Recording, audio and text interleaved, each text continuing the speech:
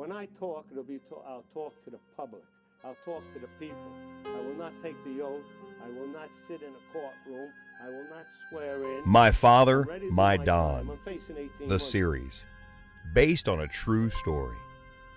A story about family that spans 3 generations.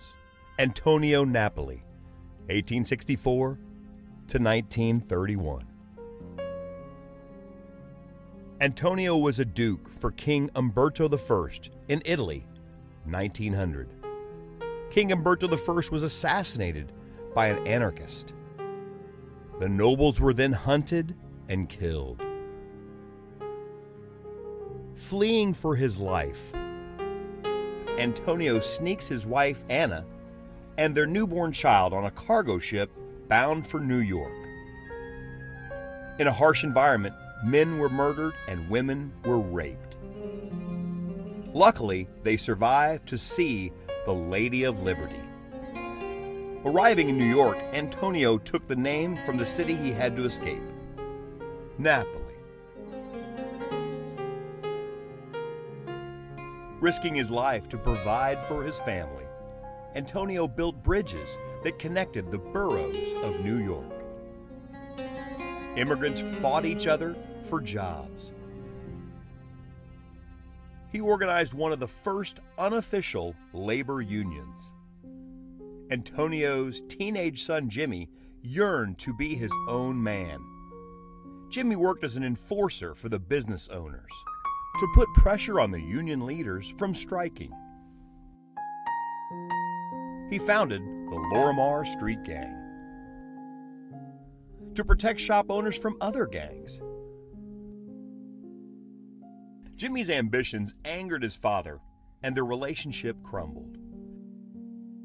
He met his future wife, Grace, at a dance.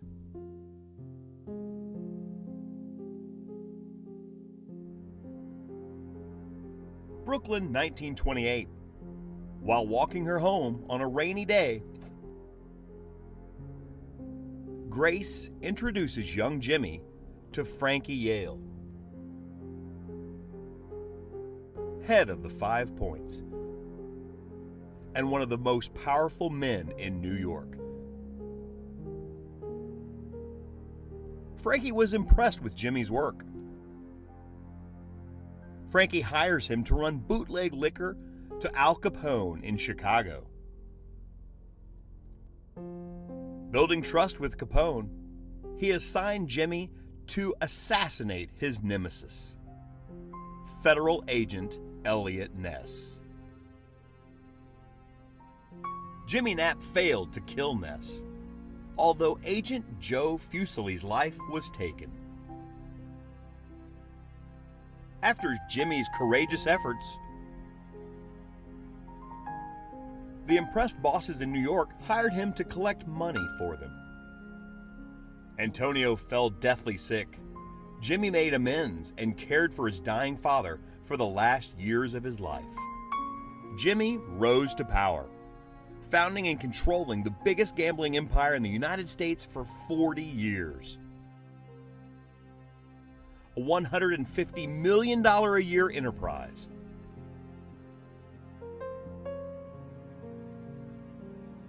Bugsy Siegel influenced the mob to invest in his dream. After Bugsy was assassinated, Jimmy Knapp replaced him to oversee the mob's interest in Las Vegas.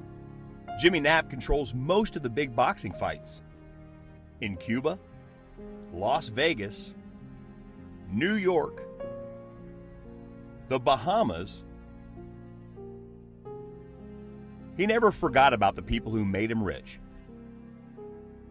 He gave back to the people of the neighborhood by helping them with their rent and groceries. One of Jimmy's sons, Tony, was born in 1935. He enlisted in the Air Force. Tony became an Olympic contender for boxing. His dreams were soon gone after his father had him discharged to take care of his fatally ill mother, Grace. He fell into the hands of alcohol addiction, and the addiction controlled Tony. A New Jersey police chief in 1961 shook him down for payments to work on his turf.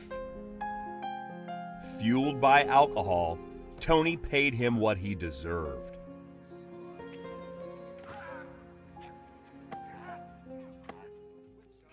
Taught him a lesson he'd never forget. Rat bastard comes to my place? You're talking bad about my people? They're telling me I gotta pay your ass. Tony, enough. Tony, you kill him. Come on, don't kill the stupid man. Come on. Come on. What are you, stupid? Jimmy banished his son while he fixed the situation, You go until you can come back.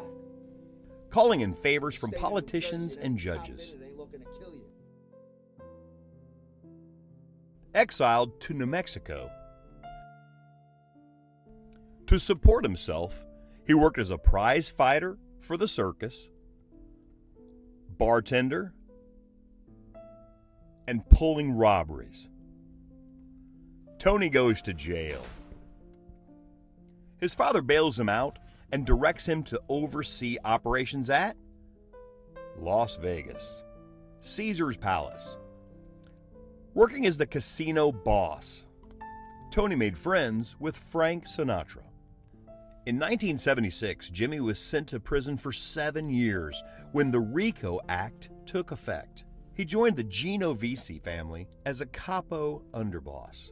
Jimmy's new family and Tony looked after his profitable empire while he was away.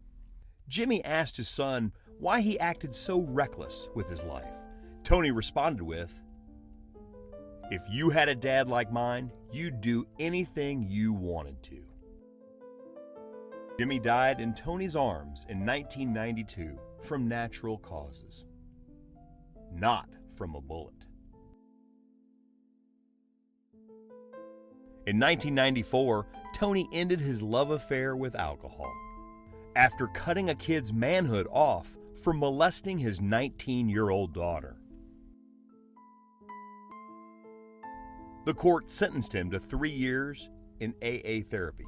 He's been sober ever since. A boxer, a soldier, casino boss, an enforcer, a fugitive, a hustler, but most of all, a family man. My Father, My Don, the series.